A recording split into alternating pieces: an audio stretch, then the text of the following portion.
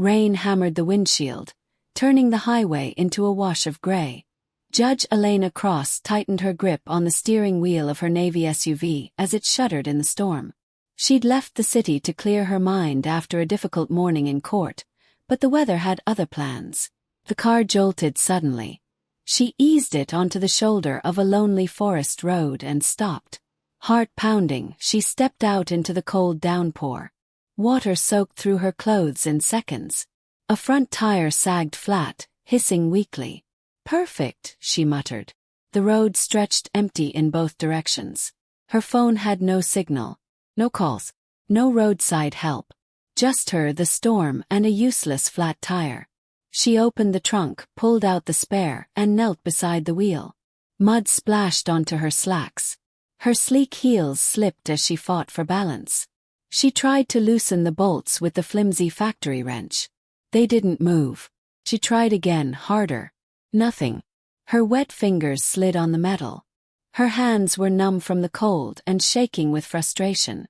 But before we dive into what happens next, I'd love to know, where are you tuning in from today? Drop your country in the comment below and please like the video. Thank you. Now let's continue. She had stayed composed through murder trials and bitter custody battles. But here she was, stranded and powerless on a forgotten road. Thunder boomed overhead. Rain blurred her eyes. She wasn't sure where the raindrops ended and her tears began. Her mind drifted back to the case from that morning. Custody hearing. A father accused of neglect. The file had been thick. Low income, missed school meetings, overdue rent. On paper, he looked like another irresponsible parent, another risk to a child. She had reminded herself, as always, the law is about facts, not feelings. Headlights pierced the rain. A rusty pickup slowed and stopped behind her SUV. The engine cut off. For a moment she tensed. The driver's door opened with a creak. A man stepped out, pulling his worn jacket tight. He walked toward her, boots splashing in puddles. He wasn't intimidating, just weathered, like someone life had hit more than once. "Need a hand, ma'am," he called over the storm. His voice was steady, gentle. Elena hesitated. She was alone. He was a stranger. But there was something open and honest in his tone. "Yes," she said finally. "I can't get the bolts loose. The wrench is useless." He gave a small, understanding smile. "Yeah, they usually are. I'm Mark Dwyer," he added, kneeling beside the wheel. "I've got my own tools. They actually work." He jogged back to his truck, grabbed a heavier wrench and toolkit, then returned and got to work. His movements were careful and efficient. The first bolt squealed loose under his weight. Then the next. And the next. Close, Elena noticed the details. Calloused hands. Tired face. Clothes that had clearly seen years of use, but were clean. His eyes carried a softness that didn't match the roughness of his life. Within minutes, the spare tire was on. "All set," Mark said, standing and wiping his hands on his jeans. "Drive slow till you can get a proper replacement. Roads get slick in rain like this." Relief flooded her. "Thank you," Elena said sincerely. "I could have been stuck out here for hours." He shrugged. "No problem. Fixing things is pretty much my life anyway. My daughter says I can fix anything except French toast." He chuckled. "She claims I burn it every time."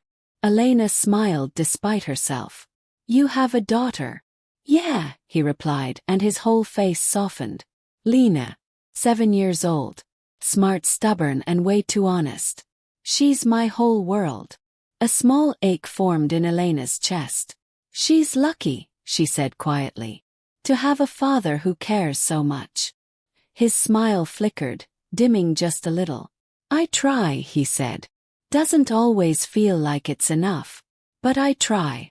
There was weight behind those words, something he wasn't saying. Before she could ask, he stepped back. "Well, I'll get out of your way," Mark said. "You take care now." "Wait, can I pay you? Or?" He shook his head. "No need. Just help someone else when you can." Then he climbed back into his old truck and drove away, tail lights glowing faintly through the rain. Elena stood by her SUV, his name echoing in her mind. Mark Dwyer. The next morning, the courthouse felt colder than usual. Elena took her seat on the bench, robe hanging heavy on her shoulders. She forced her face into its usual calm, unreadable expression. The clerk called the next case. A custody hearing. A father accused of neglect. The same file from the day before. She glanced down at the paperwork, then looked up as the defendant stepped forward. Her breath caught. It was him. Mark Dwyer walked to the front of the courtroom, wearing the same worn jacket.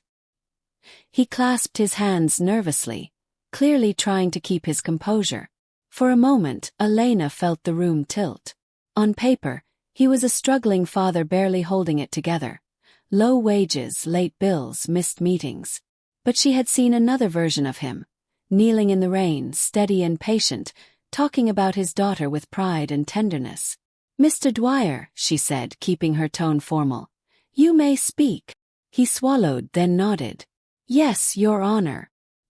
His voice was respectful but trembling slightly. "I know how this looks. I know the reports say I've missed parent-teacher meetings and that I've been late on rent. I'm not proud of that. I work 2 jobs to keep a roof over my daughter's head. Sometimes I'm so tired I can barely stand. I don't always get everything right. But I make sure she's safe, fed, and loved. She's all I've got. I would do anything for her." There were no flowery speeches, just simple truth. Elena glanced down at the file again. She'd read it before, but now she searched for different things. Patterns of effort instead of just errors. She saw notes about him dropping Lena off at school early when he had to get to his first job. Records of regular, if small, payments. A teacher's line. "Child always comes clean and speaks positively of father." She thought of him wrestling with rusted bolts in the rain, refusing payment, offering only a request to help someone else someday. The law was clear about neglect, but it also allowed room for support instead of punishment. In that moment, justice didn't feel like choosing between law and mercy. Felt like using both. After reviewing the documents one last time, Elena looked up. "Mr. Dwyer," she said, her voice steady but gentler than usual, "this court acknowledges the concerns raised about your situation. However, it also recognizes your obvious commitment to your daughter and the efforts you're making to provide for her." He stood completely still.